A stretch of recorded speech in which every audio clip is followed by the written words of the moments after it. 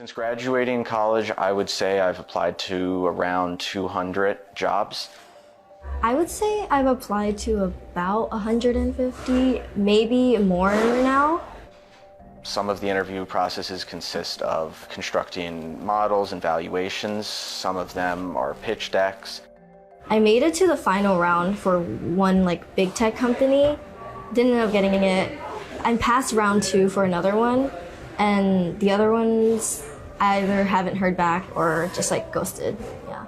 23% of Harvard MBA graduates from the class of 2024 remained unemployed 3 months after walking across that stage. That's nearly 1 in 4 people holding degrees from the most prestigious business school on the planet. Degrees that cost over $237,000, and they graduated into nothing. Harvard isn't even the worst of it. Stanford sits at 22% unemployment, Wharton at 20%, and Kellogg tripled their previous rate. These degrees were supposed to be golden tickets, the kind that guaranteed corner offices and 6-figure signing bonuses. What we're watching instead is the most credentialed generation in American history, sending out hundreds of applications and hearing absolutely nothing back. By the end of this video, you'll understand exactly why the job market broke, who broke it, and why everything your parents told you about getting ahead is now dangerously obsolete. Kristen Fitzpatrick runs career development at Harvard Business School, and what she told the Wall Street Journal should have made national headlines. We're not immune to the difficulties of the job market. Going to Harvard is not going to be a differentiator. You have to have the skills. Let that satisfactorily sink in.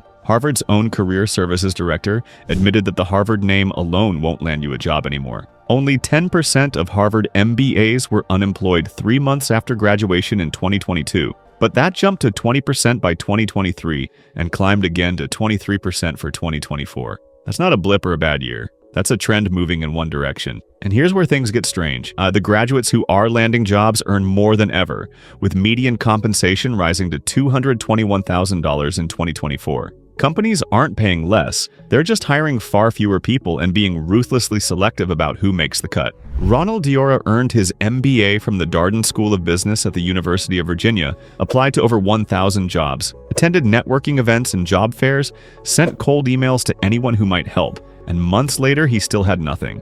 1,000 applications from a top business school graduate, 0 offers. That's not a resume problem. That's a system problem. And this isn't just about MBAs. What's happening to Harvard graduates is a preview of what's hitting everyone else even harder. New York Federal Reserve data puts the unemployment rate for recent college graduates at around 5.3%, while the national average hovers near 4.2%. For the first time in years, recent graduates are more likely to be unemployed than the general population, which flips the entire premise of higher education on its head. But here's the statistic that should alarm every parent watching this. Young men with college degrees now have roughly the same unemployment rate as young men who never attended college at all. The college premium, that economic advantage everyone promised would come with a degree, has shrunk to its smallest point in 30 years. Pause on that for a second. 30 years of telling kids to go to college, take on debt, get the degree, and now the data shows it barely matters for getting hired. Yi Sengaj Group surveyed 2,025 graduates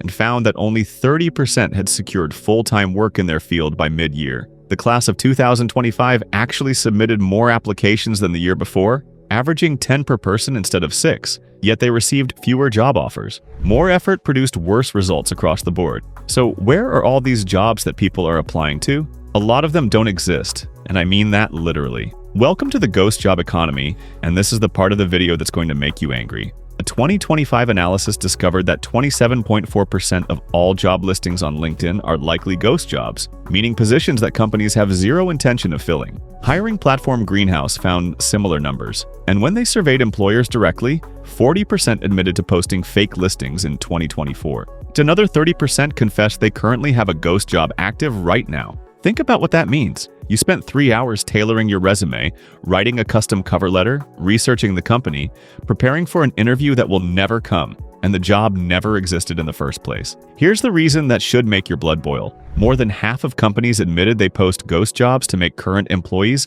believe help is coming. They're keeping burnt-out workers grinding by dangling the promise of new hires who will never arrive. That's not just unethical, that's psychological manipulation at scale. The Congressional Research Service released a report in 2025 acknowledging ghost jobs as an emerging labor issue. And yet no federal law prohibits posting fake jobs. Companies are legally allowed to waste your time, collect your personal information, and give you false hope. Nobody is stopping them. The rate of hires per job posting has literally halved over 5 years, dropping from 8 hires for every 10 postings in 2019 to just 4 hires for every 10 postings in 2024. You're not paranoid. You're not doing something wrong. A massive portion of those jobs are fake. But even when the jobs are real, there's another trap waiting. 35% of jobs labeled entry-level now require 3 or more years of experience. In software and IT, that number climbs above 60%. Even customer service positions now average a requirement of nearly 2 years of experience. The absurdity is obvious when you say it out loud. You graduate college, you search for entry-level work, and the entry-level work demands that you've already done the work. An entire generation is trapped in this catch-22 with no exit in sight.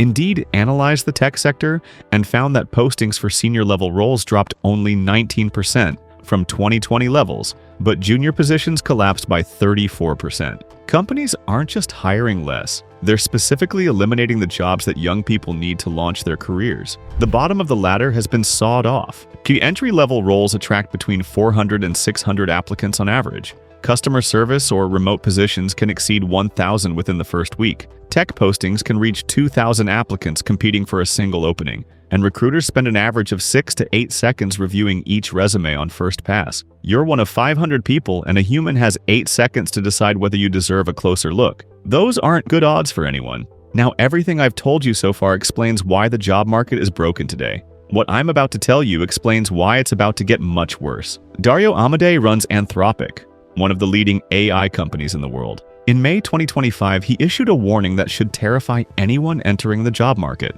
AI could eliminate 50% of all entry-level white-collar jobs within 1 to 5 years. Not eventually, not in some distant future. Within 5 years, unemployment could spike to 10 to 20% as a direct result. His exact words, "It's going to happen in a small amount of time, as little as a couple of years or less." This isn't some random pundit making predictions for clicks. This is the CEO of a company building the technology, telling you point blank that it's going to replace half of entry-level jobs. And it's already happening. Nearly 55,000 job cuts in the US were directly attributed to AI in 2025. Amazon eliminated 14,000 corporate roles. Microsoft cut around 15,000 positions. Salesforce reduced customer support by 4,000 employees, with their CEO announcing that AI now handles up to half the company's work. Half the company's work, done by AI in 2025. Not 2035, right now. Goldman Sachs predicted that AI could affect approximately 300 million full-time jobs worldwide. The World Economic Forum projects 83 million jobs lost globally by 2027, with only 69 million created. That's a net loss of 14 million positions, and young workers will bear the heaviest burden. Remember that 23% of Harvard MBAs we started with? If Amodei is right, that number is going to look optimistic in 2 years. You want to know how bad things have gotten? Let me tell you what's happening to McKinsey. Consulting was supposed to be recession-proof. Getting into McKinsey or Bain or BCG meant you'd made it for life. McKinsey is the most prestigious consulting firm on earth. They're the ones Fortune 500 companies pay $500,000 to tell them who to fire. And now McKinsey is firing their own people. February 2023 brought 2,000 job cuts. October 2023 added 500 more. April 2024 eliminated another 360. Then in December 2025, they announced plans to cut up to 10% of their entire workforce, potentially 5,000 jobs, over the next 18 to 24 months. Their MBA hiring collapsed alongside the layoffs. McKinsey hired just 33 MBAs from Chicago Booth in 2024, down from 71 the year before. That's less than half. And in 2023, they didn't extend interview invitations to a single MBA student from over 10 top US schools. Not one interview from 10 elite programs.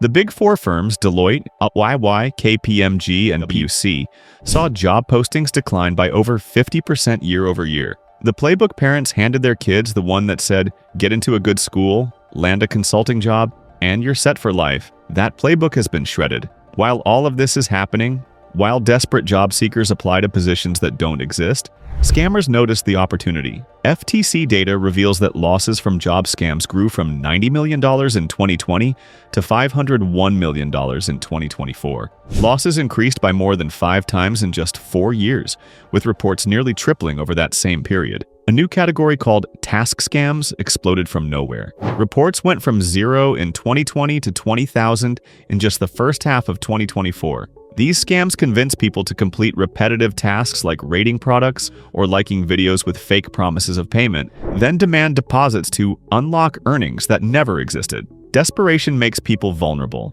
When you're willing to apply to 1,000 jobs, when you're watching savings drain while student loans accumulate interest, you become a target. Harvard economist David Deming summed it up directly. Young workers are seen as investments, and in uncertain times, investments are the first thing businesses cut back on. Only about 25% of job vacancies get filled by internal candidates now, a steep decline from the past 50 years. Companies prefer external hires with years of experience already on their resumes. Entry-level candidates need not apply. What we're watching is a fundamental restructuring of the American economy. The career ladder that boomers climbed, that Gen X grabbed onto, that millennials were promised, is being systematically dismantled. Gen Z is arriving at the bottom only to find the first few rungs have been removed entirely.